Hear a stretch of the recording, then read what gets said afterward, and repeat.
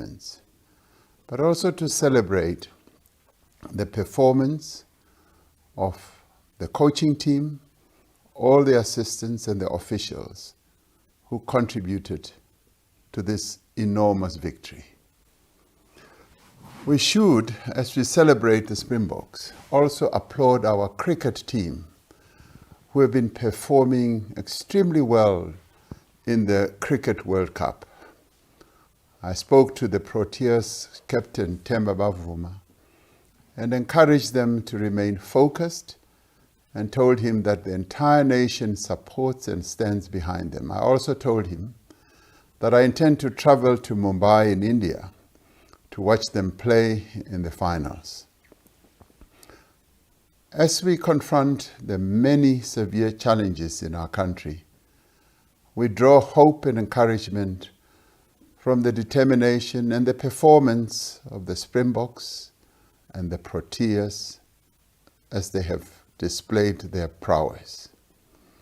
The victory by the Springboks and the performance of the Proteas follows the victory of Banyana Banyana in the Women's Africa Cup of Nations and their progress to the knockout stages of the FIFA Women's World Cup. That also makes us proud. Our spirits were similarly lifted by the achievements of our national squad at the Special Olympics World Games in Berlin in June. They came to the Union buildings, we recognized them, and we applauded them. The determination and resilience of our sporting teams have given credence to Madiba's words that sports unites the nation. We have seen this in the celebrations that have been taking place across the country. We have seen how the victories that our Springboks have achieved through their various matches, the quarterfinals, the semi-finals, and now the finals, have helped to unite our people in celebration and in great unity. In their achievements, our sportsmen and women have revealed much about the unity of the people of the country that they represent. As a people, we have shown before what is possible when we are united, when we are determined, when we try hard, and when we refuse to give up. Together, we overcame apartheid, ended centuries of conflict and gave birth to a thriving democracy.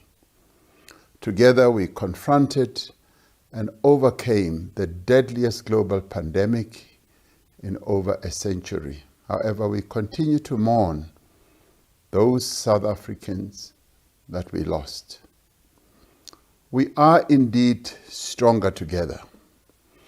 As we reflect on these great achievements on the sporting field, we also need to reflect on our economic recovery and the further steps that we are taking to revive economic growth and improve the lives of our people. As the latest census figures show, we have achieved great feats of achievement in human development since the beginning of democracy.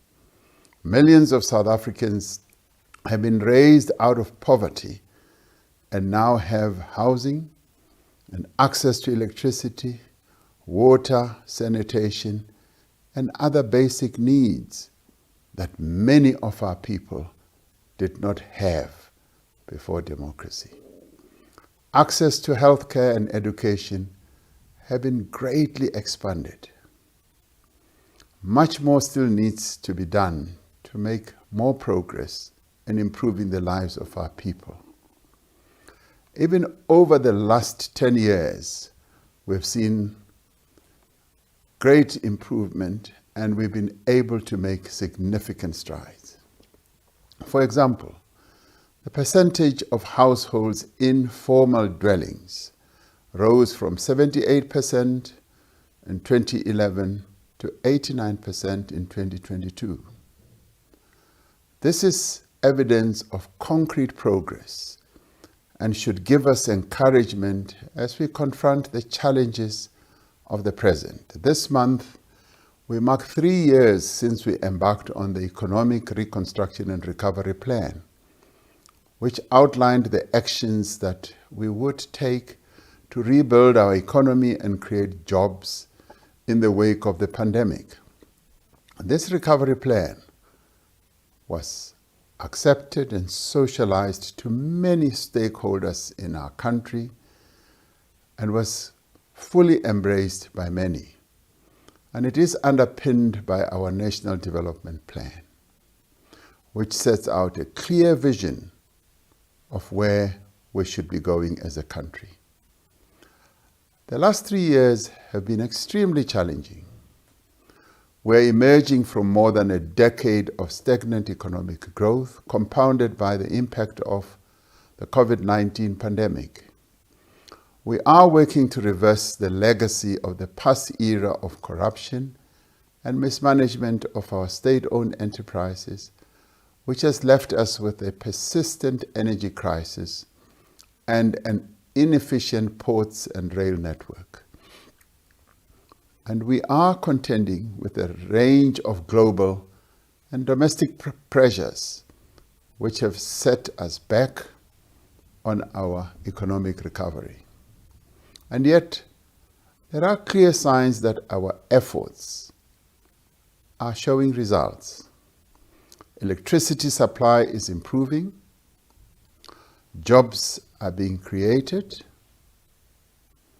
houses, roads, bridges, and dams are under construction. Law enforcement agencies are cracking down on criminal syndicates. The proceeds of state capture are being recovered. These are reasons for hope. When the COVID-19 pandemic struck, we put in place decisive public health interventions that saved many lives.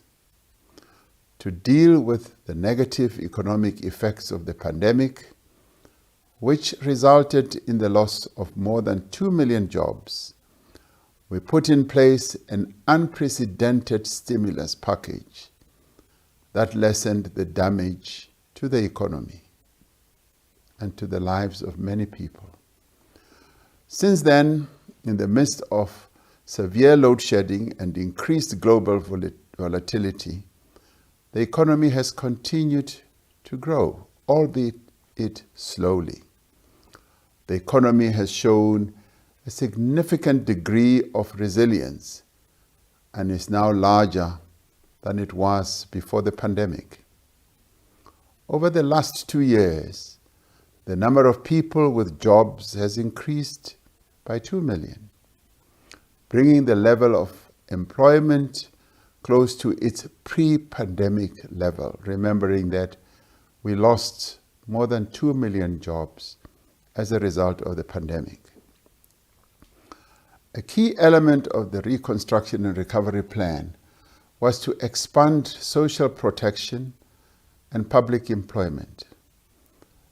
The special SRD grant, known as the 350 Rand grant, which we introduced in 2020, has kept millions of people out of poverty and continues to provide much needed support for those who are unemployed, however little it is.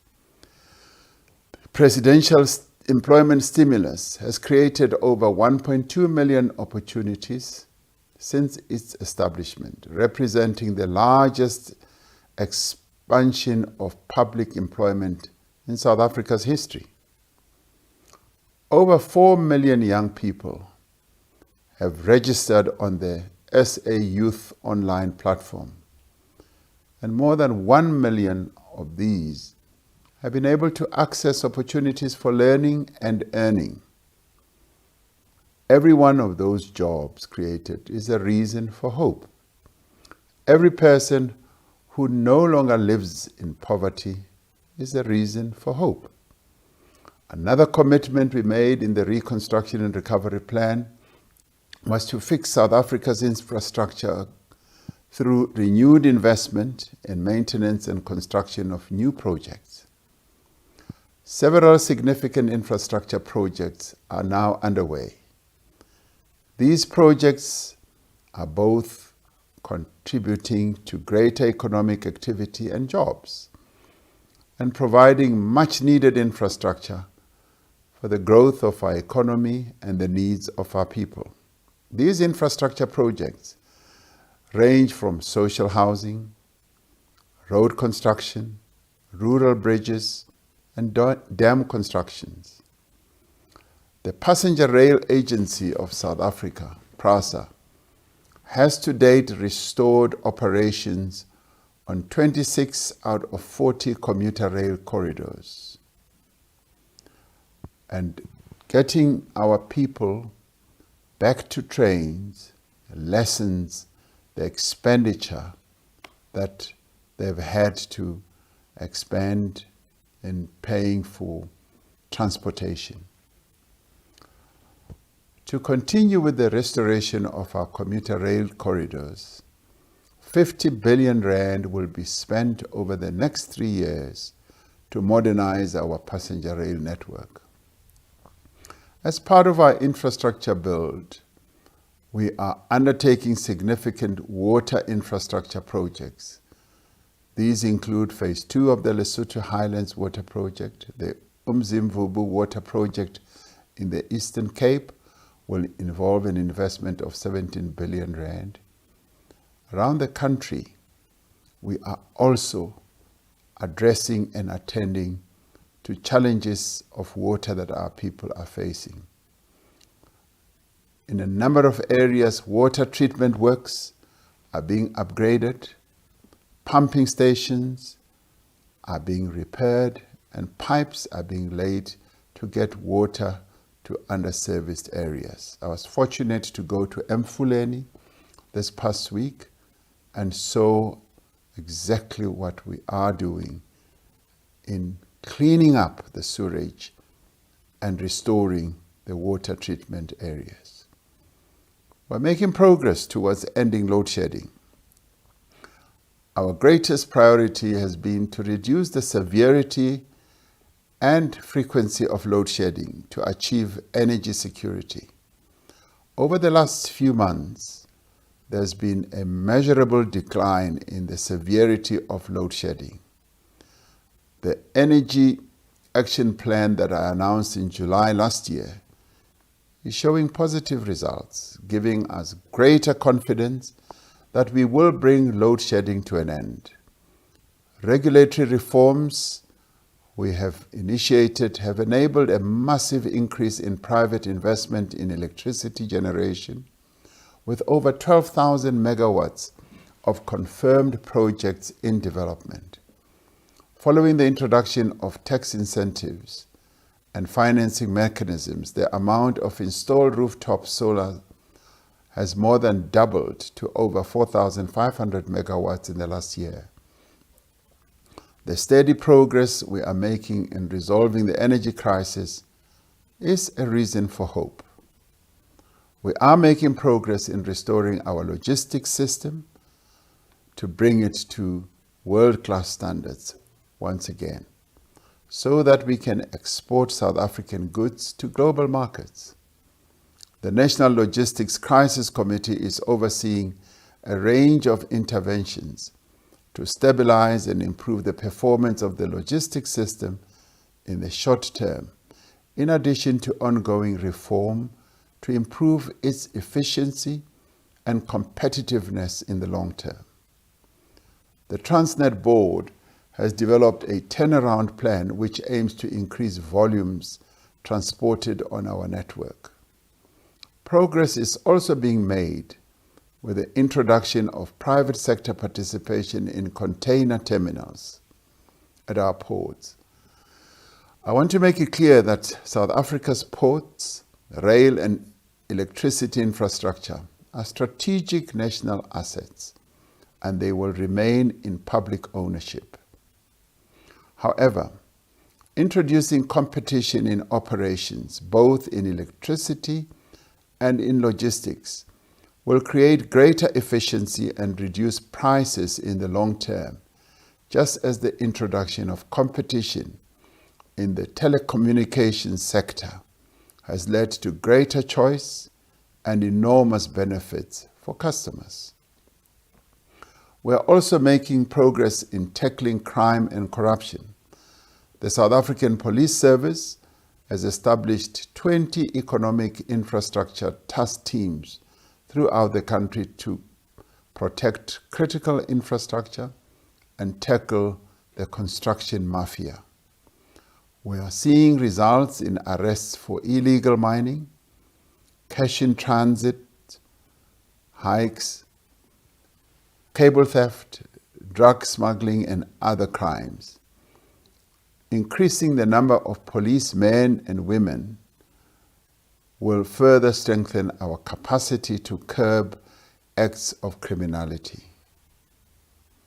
More and more of these policemen and women who are being trained will now strengthen our ability to fight criminality. I've also extended the employment of 880 members of the South African National Defence Force to support the police in combating criminal activity, particularly activity that targets economic infrastructure. The police have arrested several people for extortion at construction sites and made over 3,000 arrests for illegal mining. Through the intensive efforts of our law enforcement agencies, dozens of illegal mines, unregulated coal yards, and unregistered second-hand dealers have been shut down. The economic infrastructure task teams have confiscated significant quantities of copper cable, rail tracks, coal, and other metals. Every arrest made and every length of cable recovered is a reason for hope. We are making progress in the fight against corruption as well, including bringing those responsible for state capture to justice. Over the last 4 years, the NPA Investigating Directorate has taken 34 state capture corruption cases to court involving 205 accused persons. Freezing orders of 14 billion rand have now been granted to the Asset Forfeiture Unit for state capture-related cases. Around 5.4 billion has to date been recovered and returned to the state. As recommended by the State Capture Commission, we are putting in place laws, institutions, and practices that reduce the potential for corruption of any sort and on any scale. We are continuing to build meaningful compacts with key stakeholders in a number of areas. To support our efforts of enhancing collaboration, we have established a partnership with business to work together in 4 critical areas: in energy, in logistics network, in crime and corruption as well. We continue to collaborate with organized labor and civil society to ensure a whole of society approach to addressing the most important challenges of our country. I had a wonderful meeting with all our labor federations just last week that lasted hours, and all of us agreed that it was a most meaningful meeting from which will emerge a number of cooperative initiatives. All of this gives us hope that we are turning the tide on the many challenges that we face.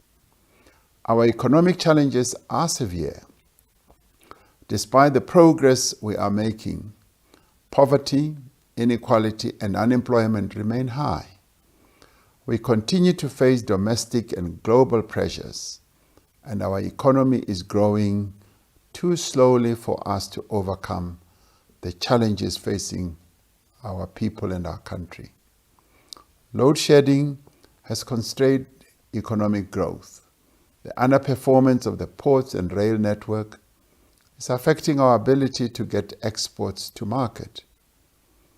Government spending has exceeded the revenue that we collect since the 2008 global financial crisis, without a commensurate increase in economic growth. As the Minister of Finance has noted, for every rand that government collects in revenue, 18 cents go towards servicing our national debt. This means that we are now paying more in interest on our national debt than we are budgeting for the police force.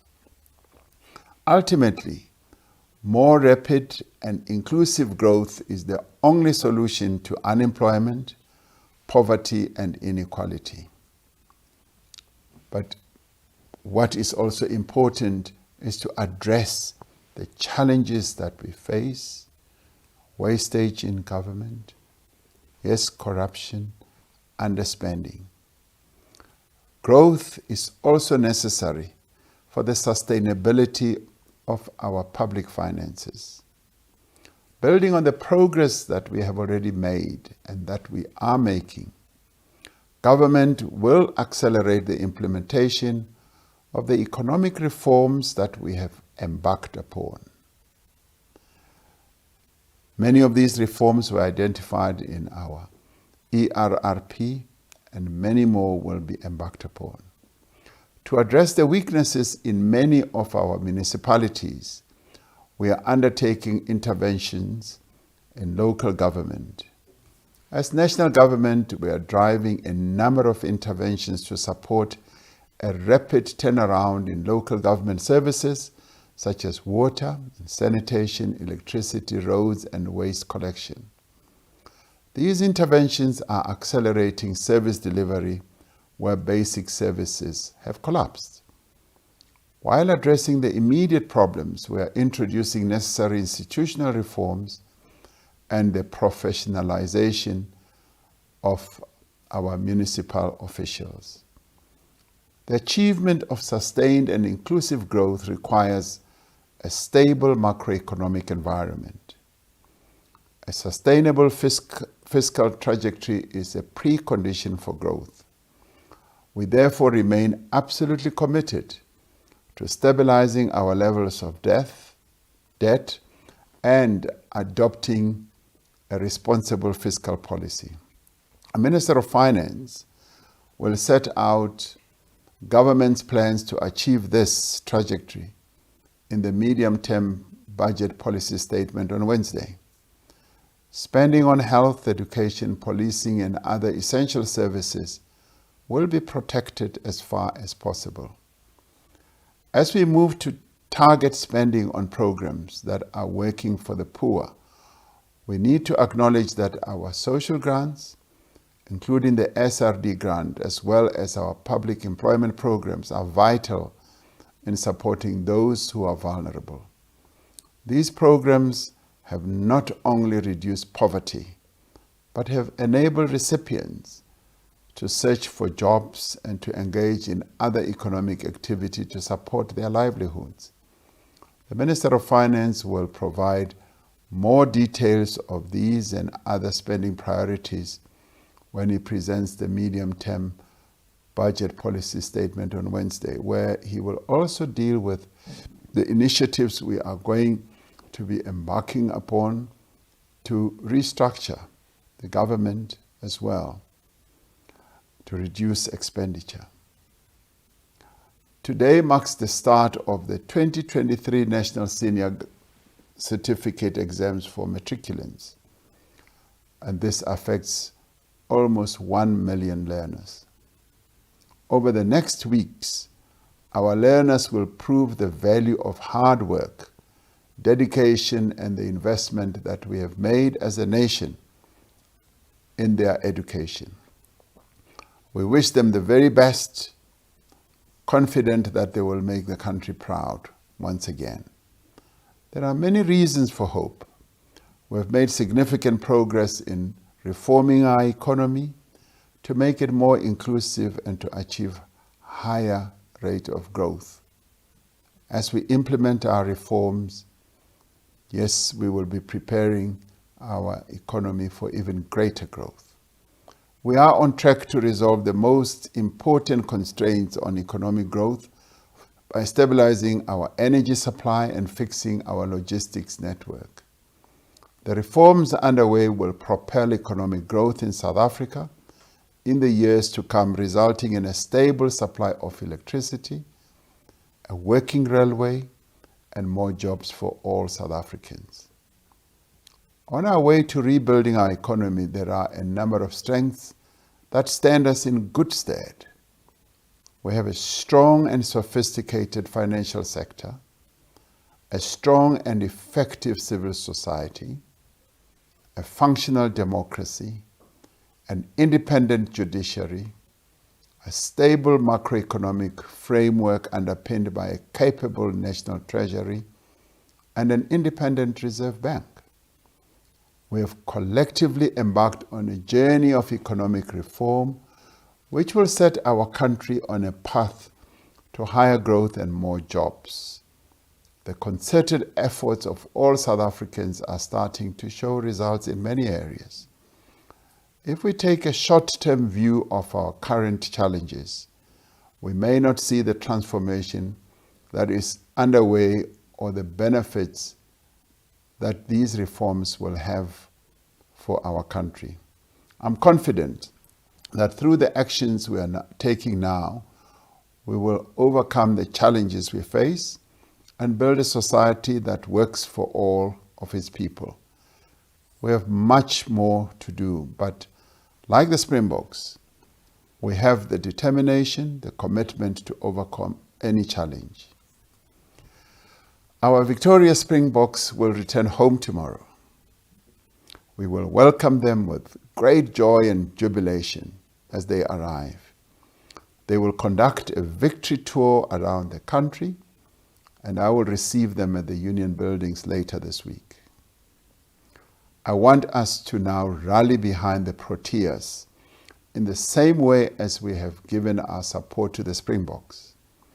I want us all to embark on a period of celebration, culminating in a celebratory holiday after our matriculants have finished their exams and the Proteas have done the country proud at the Cricket World Cup. I know that many of us want us to have a public holiday now to celebrate, but we should all agree that we should give our matriculants time to focus on their exams and celebrate with them afterwards. Otherwise, it will disrupt their ability to focus on their most important journey, which is writing a matriculation exams. And this affects close on to 1 million young people. In celebration of the Springboks' momentous achievement and the achievements of all our other sportsmen and women, and as a tribute to the resolve of our united nation, I'm declaring Friday the 15th of December 2023 as a public holiday. We declare this to be a day of hope, a day of celebration and unity.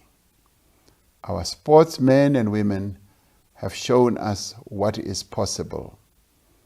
We will succeed, and we will ensure that we leave no one behind. Nkosi sikelele Afrika.